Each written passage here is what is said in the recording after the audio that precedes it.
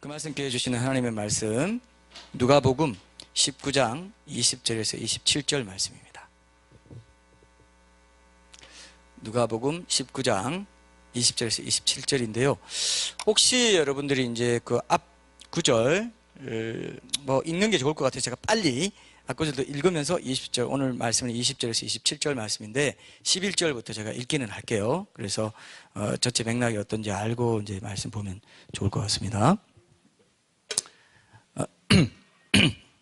어떤 신자들이 천국에서 왕이 못 되는가, 이런 제목으로 오늘 말씀 나누겠습니다. 19장 20절에서 27절인데 11절부터 제가 읽기는 11절부터 읽겠습니다. 그들이 이 말씀을 듣고 있을 때에 비유를 더하여 말씀하시니 이는 자기가 예루살렘에 가까이 오셨고 그들은 하나님의 나라가 당장에 나타날 줄로 생각함이더라. 이르시되 어떤 귀인이 왕위를 받아가지고 오려고 먼 나라로 갈 때에 그 종 열을 불러 은화 10머나를 주며 이르되 내가 돌아올 때까지 장사하라 하니라. 그런데 그 백성이 그를 미워하여 사자를 뒤로 보내어 이르되 우리는 이 사람이 우리의 왕됨을 원하지 아니하나이다 하였더라. 귀인이 왕위를 받아가지고 돌아와서 은화를 준 종들이 각각 어떻게 장사하였는지를 알고자 하여 그들을 부르니 그 첫째가 나와 이르되 주인이여 당신의 한 머나로 10머나를 남겼나이다. 주인이 이르되 잘하였다 착한 종이여 내가 지극히 작은 것에 충성하였으니 10고을 권세를 차지하라 하고 그 둘째가 와서 이르되 주인이여 당신의 한 머나로 5머나를 만들었나이다. 주인이 그에게도 이르되 너도 5고을을 차지하라 하고 또 한 사람이 와서 이르되 주인이여 보소서 당신의 한 머나가 여기 있나이다. 내가 수근으로 싸두었었나이다. 이는 당신이 엄한 사람인 것을 내가 무서워함이라. 당신은 두지 않은 것을 취하고 심지 않은 것을 거두나이다. 주인이 이르되 악한 종아 내가 내 말로 너를 심판하노니 너는 내가 두지 않은 것을 취하고 심지 않은 것을 거두는 엄한 사람인 줄로 알았느냐? 그러면 어찌하여 내 돈을 은행에 맡기지 아니하였느냐? 그리하였으면 내가 와서 그 이자와 함께 그 돈을 찾았으리라 하고 곁에 섰는 자들에게 이르되 그 한 머나를 빼앗아 10머나 있는 자에게 주라 하니 그들이 이르되 주여 그에게 이미 10머나가 있나이다. 주인이 이르되 내가 너희에게 말하노니 무릇 있는 자는 받겠고 없는 자는 그 있는 것도 빼앗기리라. 그리고 내가 왕됨을 원하지 아니하던 저 원수들을 이리로 끌어다가 내 앞에서 죽이라 하였느니라. 아멘. 자, 오늘 우리가 함께 본 영상이 이제 노아의 방주에 대한 건데 제목을 제가 MBC에 출연한 노아의 방주라고 주부했었어요. 출연한 거 맞죠? MBC 공영방송에 출연했기 때문에 좀 신빙성이 더 있다 이렇게 생각했는데요. 자, 노아의 방주를 지금 이 시대에 좀 의인화해서 나타내보고 싶어서 이제 그랬는데요. 이 노아의 방주에 대해서 잘 들어보지 못한 지체들이 이제 있다고 저는 이제 좀 더 생각을 했고, 그래서 이 영상을 나누고 또 오늘 본문 말씀의 서론을 이 부분을 조금만 더 제가 좀 자세히 조명을 좀 했습니다. 그래서 우리가 BC 한 3000년 전쯤에 노아 시대에 이제 전 세계를 뒤덮은 대홍수가 있었는데 그 홍수가 끝난 후에 노아와 그 가족이 탔던 8명이 탔던 배가 어디에 머물렀다고 되어 있어요? 산에 머물렀다고요. 산 정상쯤에 아마 머물렀던 것 같아요. 평지나 강이나 바다에 머물른 게 아니고, 그죠? 산에 머물렀다는 거죠. 우리 속담에 그런 말 있죠. 사공이 많으면 배가 산으로 간다. 이 말은 전제가 뭡니까? 그럴 리가 없다는 거죠. 산으로 배가 갈 수 있어요? 없죠. 그런데 산에서 배라고 볼 수 있는 구조물을 발견했다는 것 자체가 보통 일입니까? 아닙니까? 보통 일이 아니죠. 이건 특이한 일이죠. 그죠? 그러니까 이게 굉장히 우리가 유심하게 봐야 될 게 불가사의한 거, 전혀 상식적이지 않은 그런 아주 특이한 일이다 이렇게 볼 수 있습니다. 터키 아라라산 정상 부근에 있다는 것이죠. 여러분 창세기 8장 우리 한번 찾아봅시다. 아까 8장 4절만 나왔는데 창세기 8장 1절에서 5절 한번 봅시다. 성경에는 거짓말이 하나도 없어요. 고고학적으로나 이런 건 있을 수 없을 것 같은데 하는 것도 고고학적으로 밝혀진 것들이 많고요. 그죠? 그래서 이 노아의 홍수는요 사실 엄청난 지각 대변동을 일으킨 겁니다. 그 흔적이 지금도 남아있는 거거든요. 자, 창세기 8장 1절에서 5절 제가 읽어보겠습니다. 하나님이 노아와 그와 함께 방주에 있는 모든 들짐승과 가축을 기억하사 하나님이 바람을 땅 위에 불게 하심에 물이 줄어들었고 기품의 샘과 하늘의 창문이 닫히고 하늘에서 비가 그침에 물이 땅에서 물러가고 점점 물러가서 150일 후에 줄어들고 일곱째 달 곧 그 달 11의 날에 방주가 아라랏산에 머물렀으며 물이 점점 줄어들어 열째 달 곧 그 달 초 하룻날에 산들의 봉우리가 보였더라.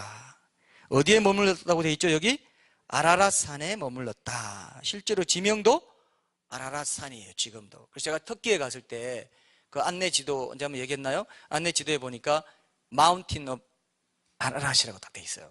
그리고 어떤 안내가 또 제가 안내를 본 기억이 나는데 그쪽 지금 위험 지역이라서 여행객들에게는 그 허용되어 있지 않다. 이렇게 돼 있는 걸 제가 기억이 나요. 이해되시죠? 그죠? 그 실제로 아라랏산이에요. 이런 게 굉장히 성경에 이런 실제 지명들이 굉장히 많이 나옵니다. 근데 여기 2절에 보면은 기품의 샘과 하늘의 창문이 닫히고 그렇게 되어 있습니다. 원래는 기품의 샘이 터졌다는 거죠. 여러분 지하수 아시죠? 그래서 뭐 건물을 지을 때 지하수나 이런 것들 굉장히 면밀하게 검토해가지고 건물 짓습니다. 그때는 지하수가 지금 그리고 또 하늘에 창문이 닫혔다. 하늘에 구름이 사실 물층이잖아요. 그죠? 근데 그게 옛날에는 지금보다 훨씬 더 두텁게 있었습니다. 근데 그것이 내리고 땅에서도 올라오고 하니까 온 세계에 물이 범람했던 거예요. 우리가 상상할 수 없는 그런 규모. 아니 땅에 뭐 비가 뭐 40주야를 쏟아진다 해도 모든 세계를 덮겠나? 하지만 보통 비가 아니에요. 밑에서도 올라오고 있죠. 밑에서도 물이 올라오고 위에서도 막 엄청나게 떨어져요. 그렇기 때문에 대홍수가 된 겁니다. 그 당시에는 그래서 이제 융기와 침강 현상이 나타나면서 지각도 대변동이 일어나면서 깊은 계곡이 생기고 지금 에베레스트나 히말라야산 같은 게 생겼어요. 그 당시엔 그렇게 높은 게 없었다 이렇게 봅니다. 자, 그렇기 때문에 이 대지각 변동이 일어났고 그때 갑작스럽게 압착과 이 충격이 가해지면서 오늘날 전 세계에서 발견되는 온갖 동식물의 화석이 생겼어요. 자, 여러분 상식적으로 생각해 보세요. 지금 진화의 증거라고 하는 건 완전히 얼토당토하는 오픈 매직입니다. 레슬링에 그런 거 있나요? 이렇게 자기가 할 뻔하다가 다시 치는 거 있잖아요. 그런 거예요. 이게 완전히 하나님이 계시는 증거고 성경이 사실이라 역사의 사실이라는 증거가 결정적인데 이걸 엎어 맺혔다 난 이렇게 느끼는데요. 뭐냐면은 자 상식적으로 생각해 보세요. 상식적으로 고기가 죽는다 합시다. 고기가 죽으면 흔적이 남아요, 안 남아요? 안 남죠? 없어지죠? 살아있을 때 동식물 다 마찬가지입니다. 동물도 마찬가지고 살아있을 때 갑자기 압착이나 충격이 가해져 가지고 그러고 딱 되면서 굳어질 때 화석이 된다고요. 맞습니까? 그런 대격변이 없을 때 화석이 그냥 생길 수 있어요, 없어요? 절대로 없다 이겁니다. 그냥 자연스럽게 있다가 죽으면 흙으로 내가 없어져 버려요. 물고기든 뭐든 그죠? 없어져요. 근데 갑자기 무슨 이런 대홍수 같은 게 있었다는 증거고 전 세계에 너무 다양하게 나타납니다. 근데 그 화석이 옛날 박쥐는 박쥐 지금 박쥐하고 똑같고 뭐 수십억 년 전 뭐 이런 게 아니라고요. 그래서 무슨 잡지에도 다 나오고 있습니다. 똑같다. 이거 어떻게 되냐? 그리고 중간 화석이 전혀 없다. 그럼 뭐 동물이 인간이 연신이가 되는 그 중간에 뭔가 없다. 뭐 시조세니 뭐 이런 거 말하지만 그건 또 아니라는 게 밝혀지고 이런 것들이 계속 교과서에 지금 멀쩡하게 나오는 것들이 아닌 게 밝혀진 게 수두룩합니다. 해켈이 뭐 배아 발생 이런 것도 다 가짜라는 게 그쪽 과학계에서 밝혀졌거든요. 근데 지금도 그런 게 나오는데 교과서가 있는지 모르겠습니다. 그래서 이 동식물 화석이 그렇게 됐다는 걸 여러분 생각해봐. 근데 무신론적인 자연주의가 대세를 이루고 있는 일반 과학계에서 이거 받아들입니까? 안 받아들입니까? 홍수로 됐다 하면 성경이 사실이라는 걸 인정해야 되잖아요. 그리고 인류가 심판받았다는 걸 인정해야 되잖아요. 말이 안 된다 해서 받아들이지 않고 있습니다. 어떻게 말하면서 안 받아들이는 줄 아세요? 지금 진화로는 확실한 증거가 없는지 몰라도 나중에는 반드시 과학이 발전하면 반드시 확실한 증거 발견하게 될 거야 해가지고 과학 우상주의로 젊은이들과 지식인들 꽉 묶어놨어요. 그래 지금은 확실하지 않지만 이론에 불과하지만 가설에 불과할 수 있지만 언젠가는 밝혀질 거야. 왜? 신은 없어야 되니까. 신은 있어서는 안 되니까. 그게 목적이에요. 그죠? 그게 과학 우상주의라는 겁니다. 그게 과학주의예요. 이데올로기가 되어버린 겁니다. 진화 이데올로기가 됐어요. 그래서 일반 과학계에서 진화를 인정하지 않으면요 높은 데 못 올라가고요 제대로 학자로서 대접 못 받는 이런 시대가 핍박받는 시대인 거죠 사실은. 그래서 이걸 믿을 마음으로 보면은 믿을 수 있지만 안 믿겠다는 심산으로 이걸 보면요 죽을 때까지 못 믿어요. 희한하죠? 어떻게 동기를 갖느냐에 따라 결정적입니다. 정말 하나님 정말 살아계신 분인 거 진지한 관심을 갖고 내가 이것도 확인해 보고 싶습니다 하면 하나님이 밝히 보여주십니다. 맞습니까? 밝게 보여주세요. 절대 건드리지 않도록. 그런 증거들이 너무 많고, 그래서 제가 변증전도를 그런 부분도 많이, 이제 문화적인 접근이나 여러 가지 접근도 있지만 사실적인 역사적 증거들, 이런 것도 제가 많이 지금 연구도 하고 자료도 수집하고 하는 겁니다. 그래야 하나님 절대 진리 말씀인 것을 알아야 또 큐티도 하게 되겠죠. 그죠? 변증과 큐티는 연결되어 있죠. 내 일상의 모든 것을 말씀으로 창조질서 회복하도록 하겠다. 어둡고 땅이 흑암이 깊음 위에 있고 공허한 이 마음밭에 어떻게 해요? 말씀이 비춰지니까 창조질서가 회복되죠. 그죠? 그게 큐티예요. 그러니까 창조주 하나님의 말씀이 성경이라는 이 확신, 변증이 딱 기초가 될 때 큐티도 할 수 있습니다. 맞죠? 이게 굉장히 중요한, 저는 이 우리 교회의 두 가지, 이거밖에 안 잡아요. 우리는 딴 건 안 잡습니다. 제가 이제 경험해 본 바, 확실하다 두 가지 딱 잡으니까 딴 거 따라올 수 있는데, 이것도 잡고 저것도, 이것도 했다가는 전부 다 못 잡는다는 걸 제가 알았습니다. 그래서 이게 두 개밖에 강조 안 합니다. 딴 건 아무것도 안 합니다. 아무것도 없어요. 우리는 아무것도 안 해요. 그걸 통해서 전도하고, 그걸 통해서 우리 삶으로, 그죠? 저기 말씀과 삶으로 예수님에 대해서 묻는 모든 이들에게 말씀과 삶으로 대답해주는 예배 공동체. 주님 오실 때까지 저거밖에 없습니다. 우리는 그 말씀 교회라는 이름 그대로, 맞죠? 이거밖에 없어요. 우리는 말씀으로 전도하고 말씀으로 삽니다. 죽어도. 자, 그래서 안 믿는 마음을 버리면은 나중에 이걸 알게 되잖아요. 어떻게 알게 되는지 아세요? 내가 이걸 놓쳤더라면 큰일 날 뻔했구나, 이걸 알게 돼요. 내가 왜 옛날에 이렇게 별로 그렇게 중요하지 않은 것처럼 지나쳤지? 아니, 온 세계가 홍수로 뒤덮여가지고 모든 사람들이 기식이 호흡이 있는 이 모든 사람 죽었다, 동물이고 뭐고 다 죽었다 하는데, 거기 보면요, 과학적이게 바다의 물고기는 안 죽었다 돼 있어요. 바다의 물고기는 왜 살아있어? 왜? 물에 사니까. 그런 말 다, 그러니까 다 보면요, 흐트러진 게 없어요. 그래서 다 죽었다면 굉장히 큰일인데 그거를 별로 대수롭지 않게 넘기는 것 자체가 이상한 거예요. 이건 놓쳤다면 큰일 날 뻔했구나, 내가 노아 홍수 때 심판받았던 사람처럼 될 뻔했구나, 이걸 또 알게 된다는 겁니다. 성경에 보니까 참 재밌는 게, 노아의 가족들이 그렇게 내려와가지고 메소포타미아 문명이 생겼거든요. 그래서 최초의 문명이 뭡니까? 메소포타미아 문명이에요. 그건 남아메리카에 있는 것도 아니고 아시아에 있지도 않고, 최초 문명은 노아 방주가 섰던 그 장소 근처에서 생긴 거예요. 그래서 메소포타미아 문명이 그렇게 생긴 거예요. 중동에서 최고의 고대 문명이 거기서 나온 겁니다. 근데 그 사람들이 그 배를 끌어 내렸다는 말이 없어요, 성경에. 그러면 그대로 있을까요? 없을까요? 수천 년이 지나도 그대로 있겠죠? 있겠죠? 그죠? 그게 오늘 이렇게 밝혀진다, 계속 밝혀지고 있어요. 그래서 거기서 뭐 끊어왔다는 것도 있고, 그 지역에 있는 그 근처 지역 주민들에게는요, 예전에 그게 삶이었대요. 거기 가서 무슨 이렇게 꿀 담은 어떤 그릇도 가져와가지고, 이거 있으면 신성한 거다, 노아 할아버지가 이거 썼던 거니까 굉장한 거다 해서 거기는 일상이었다는 겁니다. 희한하죠? 근데 사람들은 무시해요. 대단한 거 아니고, 역사 기록에 남아있다는 거죠. 그 빙하기 때문에 굉장히 오랜만에 올라가 볼 수 있고, 빙하가 굉장히 날씨가 여름이 더워가지고 많이 녹아내렸을 때나 가서 한번 뭐 조금 이렇게 볼 수 있는 그 정도였다고 합니다. 이게 함부로 이렇게 보여지지 않는 것이었다고 해요. 근데 그 마을 주민들은 늘 보니까 그걸 가서 이렇게 보기도 하고 했다는 거예요. 그리고 제정 러시아 시대에 실제로 그 1800년대 후반인가 하여튼 그때 짜르 시대죠. 러시아 성경이 보셔서 더 잘 아시겠는데, 그때 그 군인들이 황제의 명령을 받고 들어가가지고 자로 재고 다 하고 다 보고서를 만들어서 황제한테 올렸습니다. 또 올리는 그 과정에서 러시아 혁명이 일어나면서 그것이 그거 없어졌다 합니다. 왜? 이건 유신론을 인정해야 되지 않습니까? 그거 없어졌다는 그 얘기까지 내려오고 있어요. 이래도 이제 안 믿을 분은 믿지 마시고. 근데 이 말씀을 누가 하셨냐 하면 예수님이 또 하셨어요. 예수님 말씀하신 거 한번 봅시다. 확인해 봅시다. 마태복음 24장 한번 보세요. 마태복음 24장 37절에서 39절 한번 봅시다. 마태복음 24장 37절에서 39절 제가 읽겠습니다. 노아의 때와 같이 인자의 임함도 그러하리라. 홍수전에 노아가 방주에 들어가던 날까지 사람들이 먹고 마시고 장가들고 시집가고 있으면서 홍수가 나서 그들을 다 멸하기까지 깨닫지 못하였으니 인자의 임함도 이와 같으리라.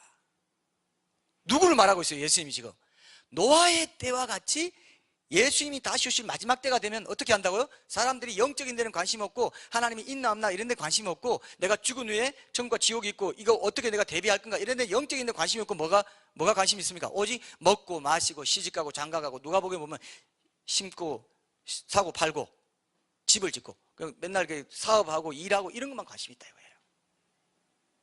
요즘 사람들 집에 관심 많죠? 얼마 올랐냐? 요즘 서울 집값이 드디어 떨어지기 시작했습니다 하고 조마조마하고 막 이런 사람 있을 거예요. 자, 그런데 이게 죄가 아니죠? 시집가고 장가가고 먹고 마시는 게 죄예요? 죄 아닙니다. 그냥 자기 현세적인 관심밖에 없다 이거예요.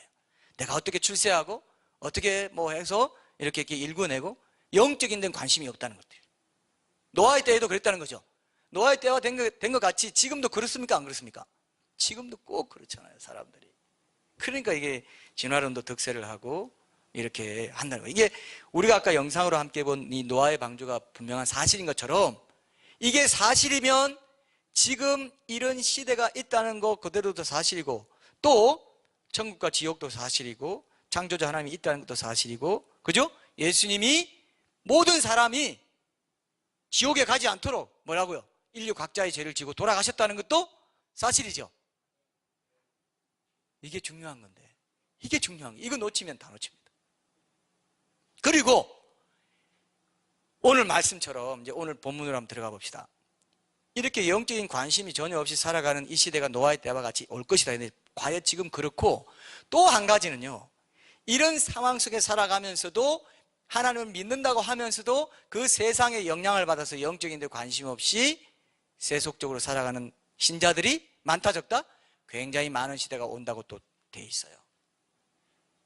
사도 바울도 그렇게 말했고 말세에는 사람들이 하나님을 사랑하는 것보다 쾌락을 사랑하는 것을 더 좋아하고 그죠? 하나님 쾌락 사랑하기를 하나님 사랑하기도 더 하고 돈을 좋아하고 원통을 풀지 않고 이런 것들이 이제 지금 다 그렇죠? 그런 죄악 가운데 살아가요. 그것도 사실입니까? 아닙니까? 노아 방주가 사실인 것처럼 그렇게 세상 사람들도 그렇게 살아가고 세상 사람들의 영향을 받아가지고 그 가치관의 영향을 받아가지고 신자들 중에도 그렇게 사는 사람들이 많다 적다? 많다 이거예요.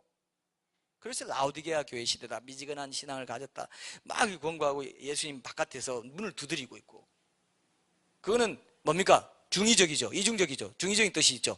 예수님이 곧 문 밖에 오신 때이기도 하면서 예수님을 문 바깥에 세우던 시대이기도 하다는 거예요. 그죠? 얼마나 불행합니까 여러분?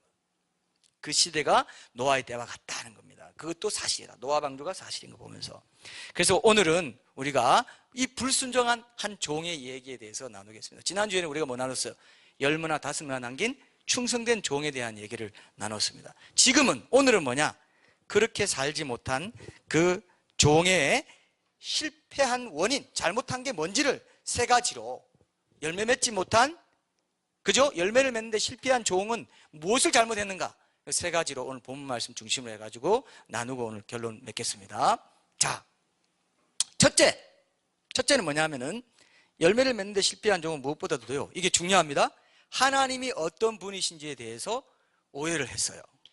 오해를. 이 첫 번째 잘못이 이 종이 가장 크게 실수한 거고요. 이런 실수가 지금 우리에게도 가장 흔하게 나타나요. 그죠? 하나님을 오해하냐?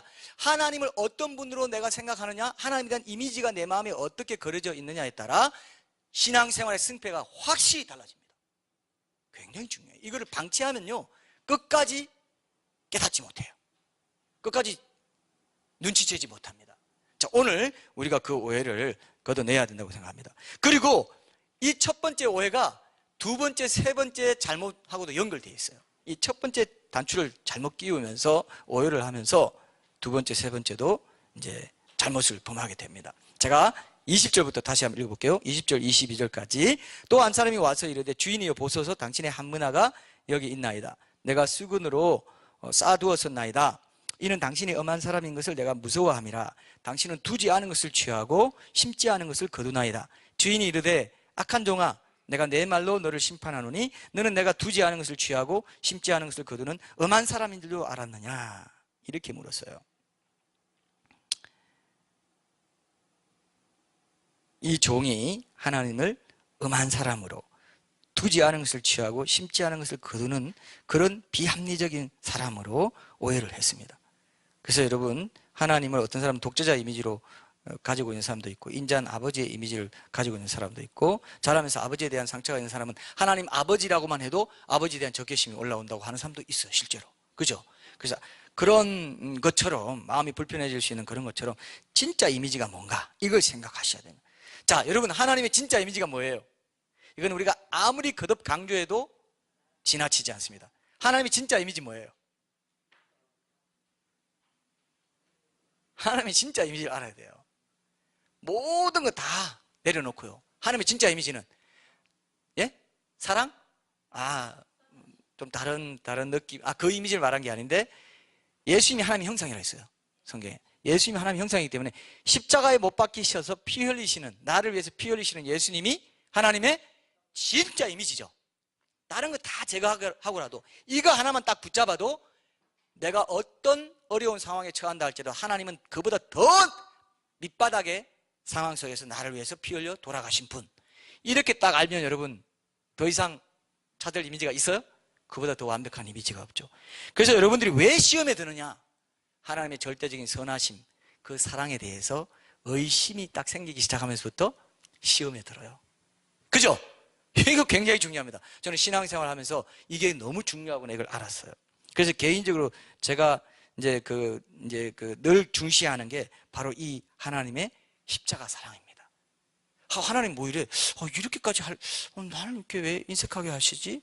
이렇게 생각이 들면 곧바로 거기서 조금만 더 나아가잖아요. 이렇게 인색하고 하나님 정말 모르시는 것 같아요. 누구 무심하네? 이런 생각 들면 사탄이 딱 보고 있다가 너무 좋아가지고 다 낚아채면서, 그래, 맞지? 하나님 너 안 돌봐. 하나님 너 같은 이렇게 작은 애한테 관심이 있는지 아냐? 야, 그걸 원래 몰랐냐? 막 이러면서 나를 막 이렇게 충동질해요. 그럴 때 바로 쳐내야 되는 게 뭐예요? 하나님의 십자가 사랑 딱 붙잡으면 물러갑니다. 제가요,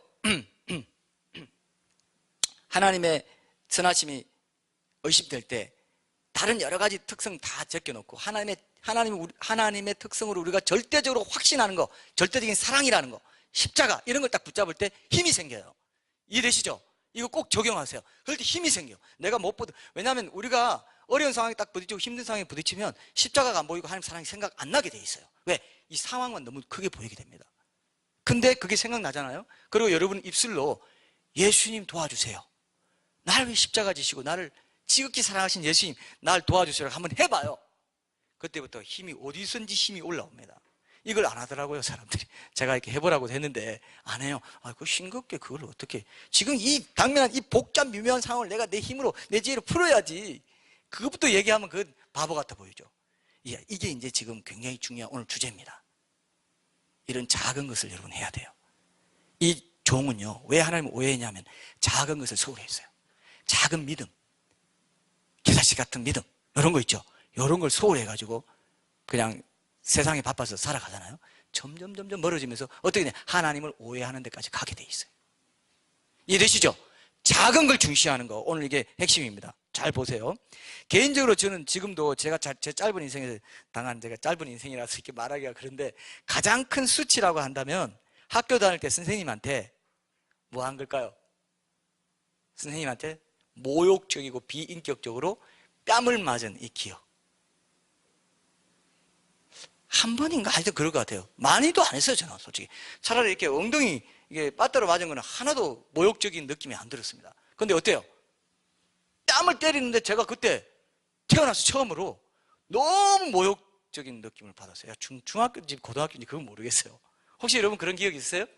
뺨을 맞은 기억 혹시 있어요? 우리 형제님? 없잖아요. 봐요. 훨씬 저보다 나은 인생을 살았어요, 지금까지. 저는 이 맞았는데요, 너무 기분 나빴어요. 너무. 왜 그러냐? 네가 지금 이런 벌을 당하는 이유는 이런 거야 라고 말이라도 하고 그렇게 때렸으면 제가 그렇게 상처 안 받았을 것 같아요. 근데 말도 안 하고 자기 감정에 겨워가지고 선생이 이거 하고 때리니까 그 다음에 뭐 이렇게 하고 막 엄청 제가 상처를, 제가 그래서요, 그 후유증인지 제가 절대로 누구를 모욕적으로 때리거나 폭력을 가한 적이 제 기억에 한 번도 없어요. 저는 그렇게 하지 않으려고 했고 실제로 안 해야 되는 건 맞죠. 근데 저는 더 그런 생각을 했던 것 같습니다. 물론 제가 반갑다고 막 사랑스럽다고 덩어리 막 때리고 이런 일은 많았어요. 그래서 정말 아프다고 좀 제발 하지 말라고 한 적은 있지만 모욕적인 건 아니죠. 근데 또 모욕적이었다 이렇게 생각할 수가 있습니다.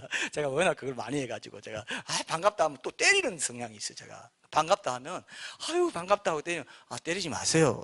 딱 이런 사람도 있었어요. 그래서 내가 아이고야 이거 함부로 하면 안 되겠다 그런 생각은 있었습니다. 근데 앞뒤 설명도 없이 때렸을 때 그래서 부모들이 자녀들 체벌할 때요, 네가 그때 약속한 거 이렇게 어기서 너 맞는 거야 하고 때리면 상처가 안 된답니다. 근데 너 이리 봐 뭐야 하고 막 쥐어뜯고 막 해보세요. 상처받아요. 상처돼 버려요. 저거 웃고 있네요. 상처받은 적이 있는 것 같습니다만. 자, 어쨌든, 훨씬 감정적으로 벌부터 주고 이렇게 해서는 안 된다는 겁니다. 이건 이제 자녀 교육에서 그렇게 말합니다, 원래. 그래서 이 체벌의 효과가 그랬으면 아무래도 이제 이유를 알고 맞았다면 내가 효과가 있어서 왜 맞았는지 기억이 날 건데 제가 지금 왜 맞았는지도 기억이 안 나요. 그러니까 체벌의 효과가 있었다, 없었다? 전혀 없었다는 겁니다. 그냥 기분만 나빠, 지금. 어떻게 그럴 수 있어요? 선생이 자기 감정이 겨워가지고 때리고 보냐 말이죠. 근데 제가 그것만 해도 지금 이렇게 모욕스러운데 예수님은 어떻게 했습니까? 침뱉음 당하시고, 그죠? 침뱉음은 저는 안 당하셨어요. 제가 여러 번 얘기했는데 침뱉음은 당한 적 없습니다. 근데 침뱉음 당하시고 우리 머리로 지은 죄를 위해서 머리에 가시비 혈류관 쓰시고, 손발로 지은 죄를 위해서 손발에 못 박히시고, 마음으로 지은 죄를 위해서 옆구리에 창에 찔리셨잖아요. 물과 피를 다 쏟아내시고. 그게 하나님이에요. 그죠? 하나님은 보좌에 앉아서 너 고생 많구나 이러고 있는 줄 알죠? 그게 아니라는 겁니다. 기도하면 그죠? 내가 안다 라고 먼저 말씀하시는 분이 하나님입니다. 어떤 어려운 상황에 대해서 내가 안다라고 말씀하시죠. 그래서 제가 기도할 때 예수님이 나를 위해 십자가를 지고 돌아가셨다는 이 구속의 진리에 대해서 묵상하고 그 사랑에 감사를 고백할 때 가장 기름 부으심이 넘칩니다. 제 개인적으로는 그래요. 여러분들은 또 다를지 모르겠어요. 제일 큰 감동을 주시고 있죠. 그렇게 크신 하나님이 어떻게 이 작은 나를 위해서 죽으실 수 있었습니까? 이렇게 기도할 때 막 제 마음이 녹아 없어지는 것 같은, 그 사랑 속으로 빨려 들어가는 것 같은 이런 그 느낌이 들어요. 그래서 저는 죽을 때까지 이 십자가 사랑은 여러분들이 이제 그만해라 할 때까지는 할 겁니다. 왜? 이게 제일 중요하니까. 그죠? 이게 첫사랑이고 이게 초심이고, 그래서 아무리 묵상하고 돌아봐도 이게 영원히 마르지 않는 샘 것 같아요. 전 정말 그런 생각이 들어요. 정말 십자가를 딱 생각하는 순간 정말 제 마음에 어떤 게 찾아오고 뭔가 사무치는 게 옵니다. 그래서 천국에 하나님 보좌 앞에 갔을 때 내가 이런 마음이 들 거다라는 생각이 좀 들어요. 근데 똑같지는 않겠죠. 그러나 그 씨, 그 기쁨의 씨, 그게 지금 내 안에 똑같이 있을 것 같아요. DNA는 똑같아. 그렇죠? 이 땅에서 그걸 못 느끼는데 천국 가서 생뚱맞게 거기 가서 느끼고 막 대성통곡할 사람은 없어요. 이 땅에서 대성통곡을 해봤기 때문에 거기 가서도 뭔가 대성통곡이 나올 것 같은 느낌이 있습니다. 여러분, 이거 없으면 그리스도인 아니에요. 그죠? 이게 영원한 사랑으로 가꿔지는 이 핵심이거든요. 온 우주를 만드신 모든 것 다 가지신 우주의 모든 부귀와 종. 여러분, 제프 베조스가 최근에 이혼한다 하더라고요. 근데 이혼하는데 147억이나 7억 달러나 되는 그 돈을 반으로 나눠야 된대요. 그 시애틀에 있는 그쪽에 그 법에는, 주법에는, 워싱턴 주법에는. 그래서 그 아내가 세계 최고의 지금 부호가 될 판인 거예요. 어떻습니까? 엄청나게 돈 많죠? 147억 원이면 몇백 조가 된답니다. 몇백 정확히 모르겠는데. 그럼 우리가 와, 아마존 그 돈 많이 버는데 나도 산 적이 있는데 이런 생각하면서 보잖아요. 근데 하나님은 얼마나 부자일까요? 하나님은 온 우주에 있는 모든 사람이 다 내 것이라 그랬어요. 모든 사람이 다 내 것이라 그랬어요. 하나님이 여기는 모든 사람 다 내 거야. 헐리우드 배우 이쁘고 많은 다 내 거야 그거. 근데 그 하나님이 가장 비참하게 십자가에서 죽으셨다 이거예요. 이것을 우리가 정말로 믿고 안다면 어떻게 민숭맹숭하게 있을 수 있겠어요? 그죠? 그건 너무나 당연한 건데, 야, 너 첫사랑을 회복해라. 초심을 회복해. 너무 당연한 요구인데, 첫사랑을 지금 와서 내가 몇십 년 됐는데 첫사랑을 지금 와서 회복하라 합니까? 라고 말하면 돼요, 안 돼요? 말도 안 되는 거예요. 네가 생각을 해봐. 내가 어떻게 너를 했는지. 그건 항상 현재 진행형이야. 이거 없으면 너는 타락이야. 그대로 타락하게. 타락 안 하는 게 이상한 거예요. 타락 안 하는 게 이상해요. 그렇게 큰 사랑을 줬는데 또 뭐가 해. 왜 안 줘도 섭섭해 하면서 틸궁이나 하고 언제든지 섭섭하게 하면 난 튈 거야. 이러고 신앙생활 하는 사람이 많습니다. 예? 튀면 지소네. 와, 이건 거의 경상도 버전. 예, 좋습니다. 튀면 지소네. 이렇게 간단한데 왜 이렇게 오랫동안 제가 얘기했을까요? 튀면 지소네. 이렇게 하면 끝나는 건데. 자, 어쨌든 진정한 종이라면 이런 사랑을 경험했을 텐데 이 한문화를 받은 종이 살아가면서 세상에 영향을 받은 거예요.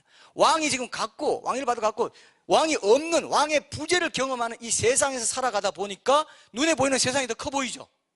그러니까 어때요? 세상의 가치관에 점점 더 물들어가면서 첫사랑을 잃어버린 거예요. 첫 그 구원의 감격을 잃어버리면 어떻게 되나요? 그 자리에 있는 게 아니고 퇴보해버립니다.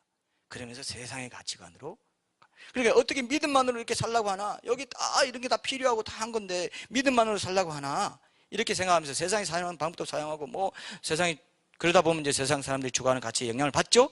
그렇게 되니까 뭡니까? 믿음만으로 살아가라고 하니까 아무런 능력도 없어 보이는 그 믿음으로 살라고 한 거를 생각하면서 오해를 한 거예요. 아니, 두지 않은 것을 취하고 심지 않은 것을 거들어가는 것과 똑같이 어떻게 믿음만으로 살 수 있어, 이 세상을. 이렇게 말한 거예요. 그 한문화가 믿음이라 했죠. 예수님이라 했죠. 그 믿음의 가치관대로 사는 게 그거거든요. 근데 우리가 앞에 5곡을 10곡을 거기서 차지하라고 한 그 종들은 뭘 했습니까? 지극히 작은 것에 충성했다는 칭찬 들었죠? 그러니까 이 세상에서 예수님 없이 살아가는 이 세상에서 세상적인 가치관을 볼 때는 지극히 작은 것에 해당하는 것을 크게 보고 충성하는 자들이 예수님을 왕으로 모신 사람들이에요. 이해되시죠? 그게 믿음의 가치관이에요. 세상이 볼 때는 뭐 저런 걸 해? 예배를 먹게 중시하나? 그게 거기서 뭐 밥이 나오나? 뭐가 나와? 기도 저 시간 낭비 아니야? 그 사이에 뭐 조금 뭐 좋은 일이라도 더 해보고, 예? 뭐 구제도 더 하고, 좀 더 자기 경영 철학이나 이런 서적도 좀 더 읽고 하면 좋지. 왜 저렇게 하나? 이렇게 되죠. 그죠? 근데 그 지극히 작은 것에 충성한 것이 큰 것에 충성한 것이 되고 결국 왕의 권세의 자리에 올라가는 거라는 것입니다. 그래서 우리가 이 초심을 잃고 첫사랑을 놓치고 예수님이 주신 그 명령이 얼마나 귀한 것인가를 모르면 내가 가진 믿음이 너무 초라해 보이고 작아 보이고 그 믿음으로 신실하게 살아가는 것이 마치 두지 않은 것을 취하고 심지 않은 것을 거두어야 하는 것처럼 미약하고 공허하게 느껴질 때가 여러분도 있어요, 없어요? 있죠? 있다는 겁니다. 있다는 거예요. 있는 상태로 끝까지 갔다는 거예요. 근데 우리는 어떻습니까? 있는 상태로 가다가도 아하, 그게 아니지, 이게 정말 소중한 거 맞지 하고 여러분들의 삶을 회개하고 변화시키면 다시 충성된 종으로 올라갈 수 있겠죠? 근데 이런 설교 듣고도 그래도 내가 원래 살아오던 방식이 있는데 이러면 이제 그때는 아까 말한 대로 튀면 지만 손해. 그건 튀는 거예요. 틸꿍이 하고 있는 거예요. 그래도 여기는 알아듣는 척하고 또 집에 가서는 튀어야지. 원래 그게 내 삶이니까. 이러면 이제 이 종이에요. 이 종이에요. 그래서 여러분, 정말로 전 다시 한번 여러분 강조하겠습니다. 작은 것을 어떻게 대하느냐에 따라 왕의 권세가 결정되어 버립니다. 왕의 권세가. 천국에는 금이라고 했죠. 땅이. 그게 무슨 뜻입니까? 풍자죠. 야, 천국에는 그냥 길바닥이 금이야. 근데 이 땅에서 제일 중시하는 건 뭡니까? 금입니다. 그러니까 얼마나 풍자해요. 여기서 크게 여기는 거 천국에서 아무것도 아니야. 근데 여기서 지극히 작게 여기는 거 천국의 왕이야, 왕. 천국의 왕의 고찰이에요.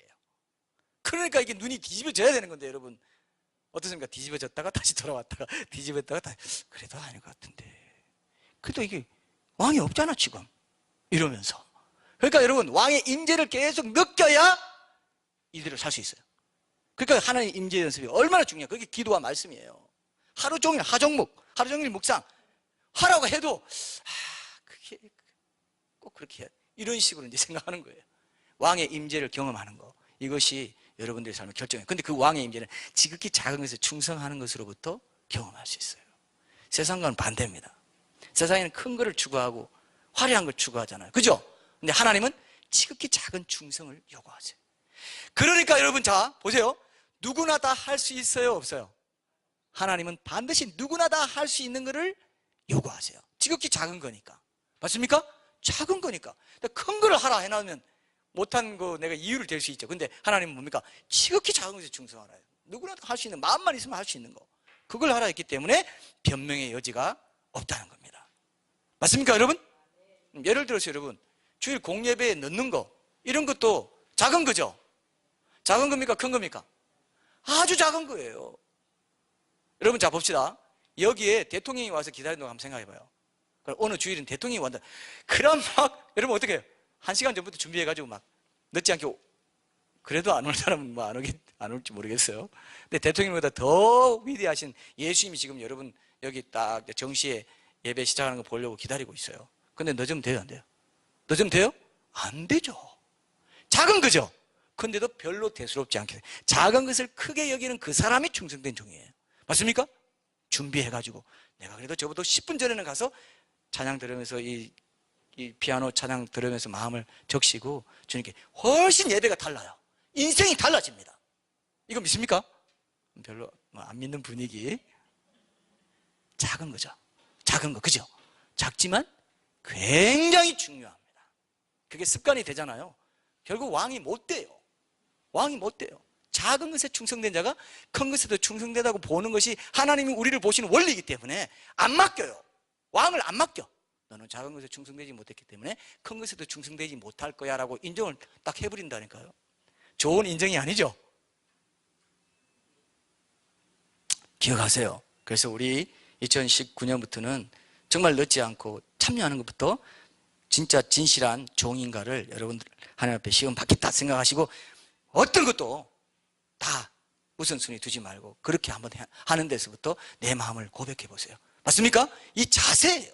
자세, 태도, 그 과정, 이거지. 결과는 하나님께 맡기고 나는 그 동기와 과정, 자세에서 하나님 앞에 부끄럽지 않게 살겠다. 이건 누구나 다 할 수 있어요. 실력이 좀 모자라도 다 할 수 있죠. 그죠? 조금 뭐 달란트 적게 받아도 똑같은 칭찬 받는 것처럼 그런 것과 똑같습니다. 기억하세요. 그래서 결국 이런 사람이 세상에 나가서도요, 세상에 나가서도 결국 어떤지 아세요? 세상 사람들도 그걸 알아요. 그 가치를 알고, 저 사람은 믿을만해. 저 남이 보든 안 보든 자기 맡은 작은 일을 충실히 하는 사람이야 라고 인정되잖아요. 나중에 높은 자리에 올라갑니다. 안 믿으시면 손해보십니다. 이거 작은 일, 거기 원리가 그렇게 돼 있어요. 그래서 세상에서도 인정받게 돼요. 꼭 뭡니까? 세상이 막 추구하는 건 나도 추구하려고 경쟁적으로 하는 그런 사람들이 지금 그리스도인 중에 많기 때문에 욕을 똑같이 먹습니다. 에이, 그리스도인도 별거 없어. 나랑 똑같더라, 가치관이. 그죠? 예배 중시 안 하고 중직자들일수록 고3 되면 예배 다 펑크 내버리고 학원 보낸다고 합니다. 그게 국민일보에 났어요. 크게 그래프로 났어요. 아, 예배보다는 그래도 이거 하자. 작은 거죠. 근데 그 자녀의 마음에 믿음을 말살시키는 거예요. 아, 우리 아빠 엄마는 사실은 세상에 성공하는 거 더 좋아해, 예배보다. 이렇게 되는 거예요. 그걸 심어주는 것도 더 큰 실패고 하나님께 책망을 받습니다. 그 무엇보다 이게 중요하다, 이렇게 해줘야 됩니다. 요즘 스카이 캐슬이라는 드라마가 아주 인기가 많다고 해서 저도 이제 분위기만 조금 본 적이 있는데 상당히 자극적인 그 스토리 라인을 갖고 있어요. 스카이 캐슬을 먼저 아시죠? 그 스카이 캐슬이라는 그 상류층, 최상류층 한 1% 정도, 우리 사회에서 1% 정도가 사는 그 스카이 캐슬이라는 그 빌리지가 있어요. 근데 그게 또 스카이가 서울, 연세, 고려를 얘기하고 있죠. 그러면서 이제 학업을 막 시켜가지고 어쨌든 그 상류 학교에 보내려고 하는 그 어떤 뭐 수단과 방법을 가리지 않고 보내려고 하는 그 부모들이 나와요. 그 얘기인데, 처음엔 제가 너무 이게 자극적이고 그런 것 같아가지고 좋지 않게 여겼는데, 제가 이제 그 뉴스를 이렇게 보니까 그 작가가 그 최상류층, 우리 사회 최상류층이 보여주는 비사회적이고 이기적인 인간상을 적나라하게 풍자하기 위해서 그랬다는 걸 내가 알고는, 아하, 이거 괜찮은 드라마다, 이렇게 생각했어요. 맞죠? 완전히 적나라하게 보여요. 거기 또 굉장히 그 이태란 씨가 분해서 나오는 거는 굉장히 그 부분은 굉장히 그 마치 그리스도인 같이 이 세상 풍조를 따르지 않고 진실을 쫓고 공동체적인 어떤 가치를 쫓고 이런 어떤 진정한 인간됨의 가치를 쫓고 이런 사람으로 나와요. 그렇게 딱 그 작가가 대비시키면서 이 얘기를 풀어가고 있어요. 근데 그런 것들을 보면서 저도 이 세상에서도 어떻습니까? 세상에서도 안 좋은 건 안 좋은 걸로 알고 있는 거죠. 그래서 이거 우리가 그리스도인의 원리에 따라 잘 살아가면요, 결국 세상도 알아주게 돼 있어요. 아, 저 사람 진실한 사람, 뭘 맡겨도 믿을 수 있는 사람, 이렇게 돼요. 안 그럴까요? 그렇게 돼요. 전 그렇다고 믿습니다. 근데 지나치게 이렇게 하잖아요. 그러면 이 세상에서도 하나님께 심판받는 경우도 있습니다. 그걸 우리가 조심해야 됩니다. 그래서 꼭 기억하세요. 예수님의 가치관이 뭔지 우리 마태복음 20장 25절 한번 보세요. 마태복음 20장 25절에서 28절 한번 보세요. 예수님의 가치관은 세상과 달라요. 예수께서 제자들을 불러다가 이르시되 이방인의 집권자들이 그들을 임의로 주관하고 그 고관들이 그들에게 권세를 부리는 줄을 너희가 알거니와 너희 중에는 그렇지 않아야 하나니 너희 중에 누구든지 크고자 하는 자는 너희를 섬기는 자가 되고 너희 중에 누구든지 으뜸이 되고자 하는 자는 너희의 종이 되어야 하리라. 인자가 온 것은 섬김을 받으려 함이 아니라 도리어 섬기려 하고 자기 목숨을 많은 사람의 대속물로 주려 합니다. 그러니까 종에게 주신 이 한문화를 주면서 종에게 주신 명령은 예수님이 직접 자신의 삶으로 보여주신 겁니까? 아닌 겁니까? 직접 보여주신 것밖에 없다고요. 그죠? 그냥 나는 안 살고 너만 살아 한 게 아닙니다. 그죠? 우리가 성경을 묵상할 때마다 설교 들을 때마다 이 가치를 확인하는 거잖아요. 섬김의 가치관으로 세상을 섬긴 그들의 가치관을 가지고 살면은 열매를 맺을 수 있는데 자기가 좋게 생각하는 방식으로 살고 또 그럴 뿐만 아니라 자기 사는 방식을 합리화할 뿐만 아니라 자기 나름의 가치 판단으로 예수님이 부당한 사람이라고 하나님을 판단하는 자리에 가버린 거예요. 하나님의 성품을 걸고 넘어졌어요. 이럴 때 있죠. 우리가 이런다니까요. 지금 우리가 어떻게 합니까? 괜히 하나님께 화내고 자기가 잘못해놓고 책임을 하나님께 돌리고 자기식의 잣대로 판단하고 하나님 나쁜 분이다, 하나님 어떻게 이렇게 무심할 수가 있어, 이런 말을 사탄은 기다리고 있어요. 우리 마음에 이런 말이 들기를. 그러다가 바로 낚아챕니다. 그렇지 하고 싹. 그러면서 공동체에 대해서도 그렇고 뭐 성경에 대해서도 그렇고 내 삶의 어떤 열매나 이런 것에 대해서 하나님의 열매도 잘 안 주시고 이럴 수가 있어? 이러면 된다 안 된다? 이때 뭐로 가야 된다고요? 예수님의 십자가 사랑, 절대적인 그 사랑, 그거를 다시 한번 그 십자가 아래로 가야 됩니다. 그죠? 그거 외에는 해결법이 저는 없다고 봅니다. 제 개인적인 그런 체험의 그 흐름이 그래서 또 그렇지만 성경을 봐도 그 첫사랑은 거기서 시작된다. 첫사랑의 간격을 잃어버리면 결국 그 에베소서 교회에도 그죠? 네가 잘했다, 일도 잘하고 다 했지만 너 첫사랑을 잃어버렸어. 그럼 뭡니까? 촛대 옮기겠다. 그건 뭐냐면요, 교회도 아니야. 넌 첫사랑 잃어버렸으면 넌 아무리 많은 뭘 하고 러시아 선교를 하고 북한 선교를 하고 죄송합니다 뭐 해도 넌 아무것도 아니야. 너 촛대 옮겨버려. 넌 교회도 아니야, 내 몸도 아니야. 그렇다는 겁니다. 그러니까 우리가 여기에 늘 깨어있고 예배가 살아있으면 시험이 안 된다 이거죠. 그죠? 한문화의 종처럼 안 산다 이거예요. 하나님 판단하면서 하면 오해하면서 하나님 나한테 인색한 물어. 어찌 쟤는 잘 해주는데 특히 나한테는 인색해 하나님이. 이런 사람 많아요.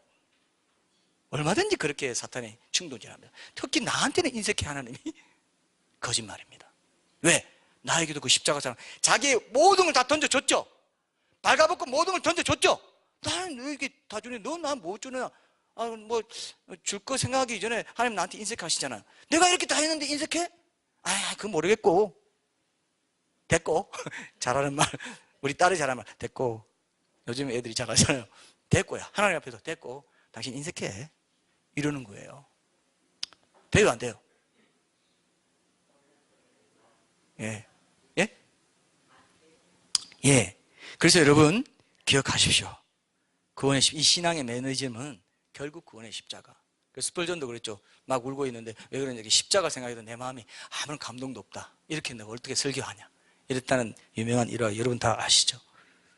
그래서 그 부분을 여러분들이 꼭 이제 붙잡으세요. 세상 살기 힘들고 예수께 대한 믿음의 능력 말고 세상 살기 힘들다, 지쳐가는 분들이 있다면 해결책이 뭐라고요? 신앙의 조심, 십자가 붙자는 거예요.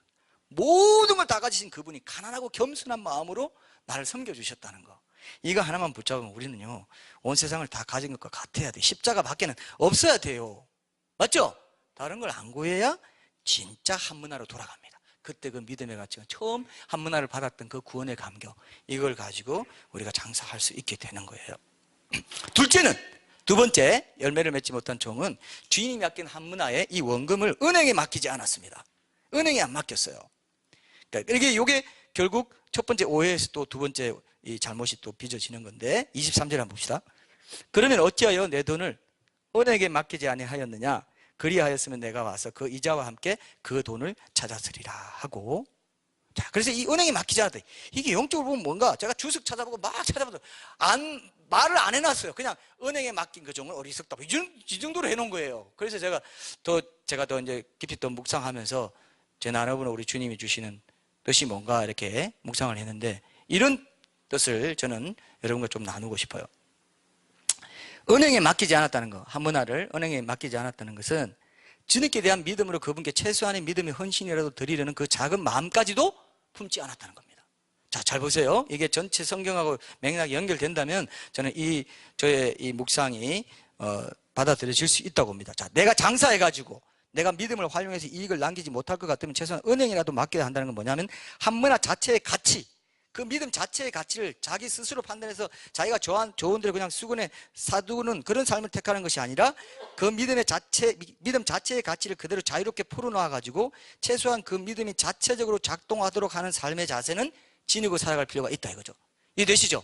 그 원금 자체가 작동하도록 해야 되는데, 이 원금 자체의 가치마저도 자기식으로 판단해서 제한시켜버렸어요. 수군으로 싸둬버렸습니다. 맞죠? 우리가요, 이런 게 많아요. 때때로 이거 경험하는데, 하나님이 원하시는 믿음은 이런 것이다, 저런 것이다, 우리가 스스로 판단해서 제한시킬 때 많죠? 하나님이 원하시는 믿음은 그런 거야.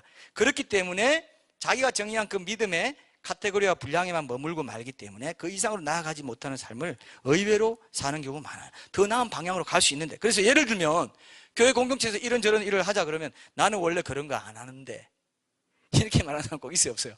나는 원래 그런 거 안 해요. 자기가 생각해도 믿음의 어떤 정의가 있어요, 따로. 그러니까 그건 원래 이게 또 원어에 보면 옷 속에 넣어뒀다는 뜻도 있습니다. 수건에 싸놨다는. 자기식, 자기의 편리한 그대로 그냥 믿음을 가둬놓는 겁니다. 믿음의 그 정의를 자기식으로 제한시키는 그런 경우가 아니겠는가. 저는 그렇게 묵상을 해보게 됐습니다. 내가 아는 하나님은 그런 거 안 시키는 분인데, 이런 식으로 이제 생각하는 겁니다. 그래서 신앙생활의 여러 과정에서 자신이 가진 믿음의 위대한 잠재력과 가능성을 늘 폄하하면서 어떻게 생각하냐면, 난 그렇게 생각 안 하는데, 내가 믿기로는 그런 거 불필요한 것 같은데, 뭐 번거롭게 그렇게까지 하나, 뭐 일찍 오라 하면 그렇게까지 하나, 이렇게 하는 거예요. 예를 들면 뭐 그렇게 꼭 해야 돼? 뭐 좀 바쁘면 그럴 수도 있지, 이렇게 하는 거예요. 그 주일 예배 공동체 참가하는 믿음은 한 문화도 다 똑같아요. 근데 어떤 사람은 더 일찍 와서 더 크게 취하죠, 그죠? 근데 자기는 그렇게 꼭 예배 시간 안 지켜도 되잖아 하는 믿음의 자기 정의 분량이 있어요. 카테고리가 있어요. 거기 있어만 왔다 갔다 하면서 열매를 못 맺어요. 예배의 열매를 못 맺어요. 맞습니까? 어떤 사람이요, 환상을 봤는데, 제가 그때 잊혀져요. 제가 미국에 있을 때인가 하여튼 오래됐습니다. 그게 잊혀지지 않아요. 천사가 예배를 드리는데 와가지고 큰 은혜를 주는데, 정말 충분하게 일찍 와가지고 기도하면서 마음 준비하고 이런 사람한테는 뭔가를 은혜를 많이 준 장면을 이 사람이 봤어요. 주고 헐레벌떡해서 와서, 그래도 정확히 정시만 맞춘 사람은 또 그보다 좀 작은 은혜를 주고, 천사가 돌아다니면서 막 뒤늦게 와가지고 하는 사람은 뭔가 이제 땡땡거리는 그런 은혜, 뭐 이 정도, 그런 걸 봤다는 거를 얘기하는 걸 제가 본 적이 있어요. 근데 그게 잊혀지지가 않아요, 저는. 그게 여러분 작은 것 같죠? 그게 자기 믿음의 분량을 자기가 마음대로 수건에 싸두는 겁니다. 예배의 은혜를 사모하는 그 믿음이 요 정도도 돼 하는 게 있고, 아니야 더 풍성하게 받을 수 있어, 그 잠재력은 엄청난 거야. 공예배에 참여하는 그 잠재력, 그 가능성은 엄청난 거야. 오늘도 난 그 예배를 절대 실패하지 않을 거야. 그 은혜 난 바로 앞에서 받아 먹을 거야. 이런 사람은 그 믿음 한 번 안 돼도 엄청난 열매를 맺는다니까요. 맞습니까? 수건으로 사두니까 맨날 넣어줘요. 절대로 그러지 마십시오. 하나님이 그걸 은혜를 주실 수가 없어요. 무엇보다도 우선하십시오. 2019년 한 해는 그렇게 우리가 따뜻하게 주님 앞에 온전히 인색하지 않게 충분히 흥건하게 나아가는 그런 예배로 되는 것도 적용될 수 있죠. 이런 걸 적용해야 됩니다, 여러분. 네. 이왕 드리는 건데, 한 문화로 이왕 드리는 건데 잘 받아야 되겠죠. 그러니까 손해보는 장사를 한 거예요. 이익을 못 남겨서. 그죠? 장사예요, 이것도. 주일 공동체 예배, 이것도 한 문화의 장사입니다. 한 번 지나가면 안 돌아와. 2019년 1월 13일 예배는 영원히 안 돌아옵니다. 그리고 그 예배를 잘 드린 것을 영원히 하나님이 상으로 기념할까요, 안 할까요? 한다니까요. 근데 이게 그때가 기회인데도 대수롭지 않게 생각하고, 좀 상한 가서 그냥 느긋하게 사람이 좀 느긋하게 살아야지. 이게 자기 믿음의 정의야. 카테고리예요. 얼마나 웃기는지 모릅니다. 사탄이 그걸 다 노략질하는 겁니다. 우리 마음을, 우리 기회를 다 한문화의 그 소중한 믿음의 가치를 노략질합니다. 그래서 은행에 안 맡긴 거예요.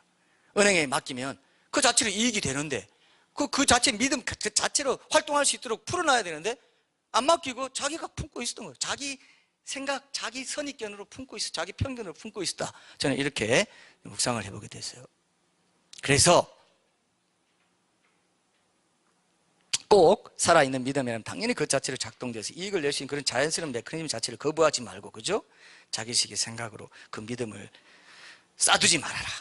은행이라도 맡겨라. 그 자체로 작동할 수 있도록 그 믿음의 가치에 대해서 자기식으로 재단하지 말고 그 자체가 힘있게 잠재력을, 가능성을 발휘할 수 있도록 적어도 편견으로 가두진 않는, 수건으로 싸두진 않는 그런 삶을 사는 것이 필요하다.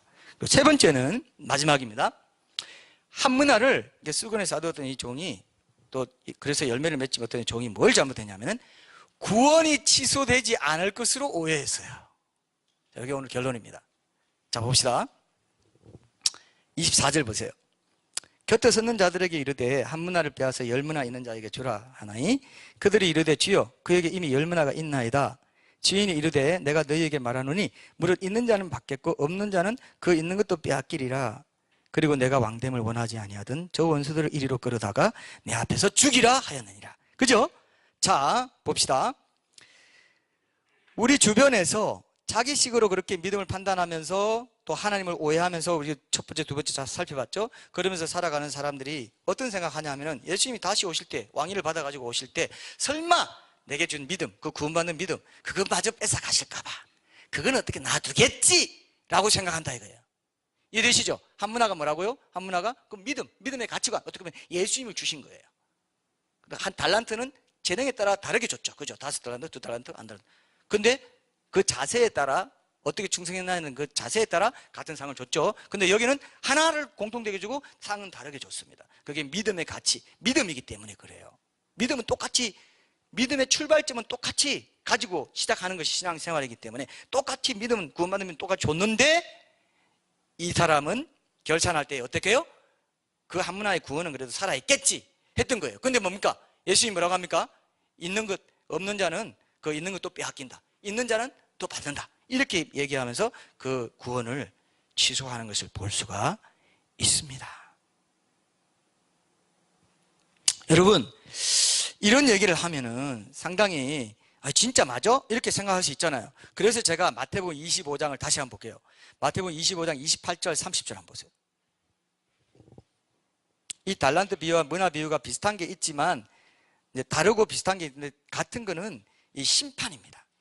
열매 맺지 못한 종들, 한 달란트 받고 이제 그대로 가지고 온 종에 대해서도 이제 이 지옥의 심판을 내리고요. 그리고 한 문화 그대로 수건에 사뒀던 종도 지옥의 심판을 내리는데 오늘 이 말씀에는 지옥 심판 얘기가 없습니다. 근데 마태복음에 나옵니다. 마태복음 나옵니다. 자, 보세요. 그에게서 그 한 달란트를 빼앗아 10달란트 가진 자에게 주라. 무릇 있는 자는 받아 풍족하게 되고 없는 자는 그 있는 것까지 빼앗기리라. 이 무익한 종을 바깥 어두운 데로 내쫓으라. 거기서 슬피 울며 이를 갈리라 하니라. 나 모태신앙인데, 나 교회 다녔는데, 그래도 뭐 있겠지. 열매 맺지 못해도 그래도 나는 구원은 받게 해주겠지? 라고 하면 돼요, 안 돼요? 안 된다는 건 나오지 않습니까? 성경에 있죠? 분명히 성경에는 그렇지 않다. 그렇게 심판을 받게 된다. 근데 이 문화 비유에서는 이 달란트는 은사 재능으로 본다고 할 때 그것을 빼앗아서 10달란트 받은 자에게 주라는 것은 그 종이 구원을 잃고 취소받는다는 의미까지 부여하기에는 뭔가 부족하게 이제 여겨질 수 있는 부분도 있어요. 그리고 문화 비유에서는 그 한 문화가 예수님이고 믿음 자체이기 때문에 그것을 빼앗는 건 취소된다는 것은 지옥 간다는 것이 있잖아요. 그죠? 근데 은사를 뜻하는 달란트에 대한 비유에서는 그 종에게 준 한 달란트 빼앗아서 10달란트 받는 게 주라는 것만으로 그의 구원이 상실되었다는 걸 나타낼 수 없기 때문에 지금 30절에 뭐라고 합니까? 명시를 했죠. 명시했죠. 뭐라고요? 이 무익한 종을 바깥 어두운 데로 내쫓으라. 거기서 슬피 울며 이를 갈리라. 그러니까 똑같다는 겁니다. 믿음을 가지고 열매 맺지 못한 거나 그 믿음의 은사를 주셔가지고 그 은사로 열매 맺지 못한 거나 심판은 뭐라고요? 지옥 가는 심판은 똑같다 이거예요. 그래서 한 달란트 받은 거 빼앗아 가지고 은사를 사용 안 한 것에 대해서 심판하는 것도 지옥 가는 심판이라고, 심판은 그래도 그런 거는 지옥 가는 심판은 아닐 거라고 오해할까 봐 확실히 지옥 간다라고 해놓고, 문화는 구원 그 자체이기 때문에 그 빼앗은 것만으로 구원이 상실된다는 걸 나타내기 때문에 지옥이라는 말은 안 했어요. 근데요, 자, 더 무서운 게 있어요. 그 안 하는 대신 뭘 넣어놨느냐? 누가 보기에는 이 말을 넣어놨습니다. 보세요. 27절 보세요. 오늘 본문 27절. 이게 정말 무서운 말씀이에요. 27절. 그 한문화 받은 종에 대한 심판을 얘기 안 하면서 대신 이 말을 하면서 마태복음 25장의 말씀이 공명되도록 해놨습니다. 27절에 보니까, 그리고 내가 왕됨을 원하지 아니하던 저 원수들을 이리로 끌어다가 내 앞에서 죽이라 하였느니라. 이게 뭐냐면요, 구원받았다는 종이 열매 맺지 않고 게을르게 자기식으로 살았던 그 사람은 결국 심판받을 때 세상에서 내 왕됨을 원치 않는 세상 사람 불신자들과 똑같은 심판을 받게 된다는 그 뜻이에요. 안 그렇습니까, 여러분? 이해되시죠? 이해되십니까? 더 무서운 말이에요. 더 무서운 말입니다. 그러니까 여러분들이 지금 행함 있는 믿음에 깨어가지고, 분명히 성경에는 구원받고 나서 행함 있는 믿음에 깨어서 우리 주님의 그 주신 그 믿음의 가치관을 따라 열매 맺는 삶을 살아라, 안 그러면 이렇게 된다고 분명히 이건 구원받은 종들을 말하거든요. 한문을 줬잖아요, 그죠? 구원만 안 받은 사람한테 달란트를 줄 수가 없어요. 그리고 실제로 내 왕됨을 원치 않는 자는 심판받는다 하면서 맹탕에서 연결시켜가지고 이 말씀을 이렇게까지 경고하는 걸 여러분 들으십니까? 들으십니까? 들으셔야 돼요. 비신자와 똑같이 취급해버리고 심판해버리겠다는 겁니다. 근데 여러분, 이 행함 있는 믿음에 대해서 깨어가지고 내 삶의 방향을 부지런히 예수님께 맞추고 천국을 향해 맞추고 주님과의 친밀한 교제, 말씀 묵상하는 삶, 이렇게 나가면요, 지옥 갈 수가 없어요, 사실은. 왜? 내 삶의 방향 좀 넘어지고 실수해도 방향은 항상 천국을 향해 있죠. 주님을 향해 있으면요, 그 가르침에 깨어 있으면 천국 가게 된다고 저는 믿습니다. 근데 이 종의 결정이 실수는 오늘 결론입니다. 결정이 실수 뭐예요? 오해했다 이거예요. 오해.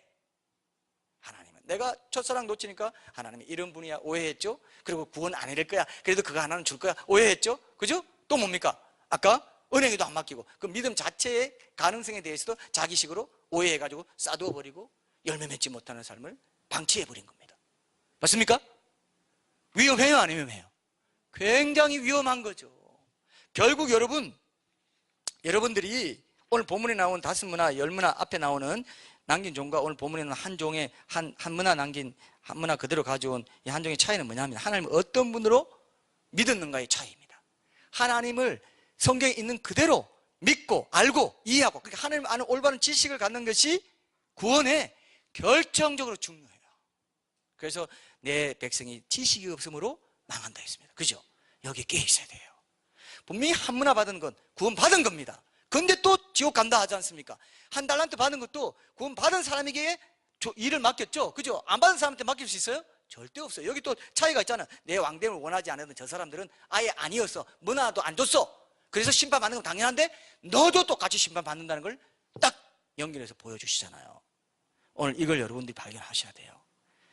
하나님을 내가 어떤 분으로 믿느냐가 영혼을 결정지어버린다는 거예요. 하나님을 오해하지 않고 성경적으로 그분을 올바로 아는 바른 지식 가운데 늘 깨어서 내게 주신 한 문화를 무책임하게 은행에 맡기지 않고, 열매 맺지 못하더라도 내게 주신 구원의 한 문화를 도로 빼앗기지는 않을 거라고 오해하지도 않고, 그죠? 늘 주의 말씀에 깨어서 순종하는 이 행함 있는 살아있는 믿음으로 천국에서 왕이 되는 이 영원한 보상을 누리는 이런 성도들이 다 되시기를 축복합니다. 우리 찬양하면서 결단합시다.